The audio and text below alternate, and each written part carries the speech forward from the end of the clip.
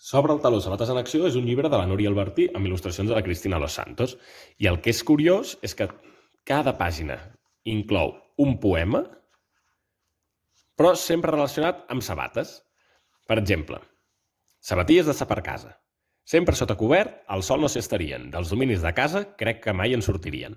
Promou la netesa. Poden fer de velleta, emportant-se amb la sola de pols una miqueta. Quan volen reposar, prefereixen el llit. Moltes les deixen a sota i ja s'han adormit. Són poemes senzills, acompanyats sempre d'il·lustracions de la Cristina Los Santos, i és una perfecta entrada al món de la poesia pensada per nens de 8 anys. L'activitat de Sobre el taló Sabates en acció, en aquest cas, la fa l'escriptora, la Núria Albertí, que ve a l'escola amb una espècie d'espectacle de titelles on representa diferents dels poemes.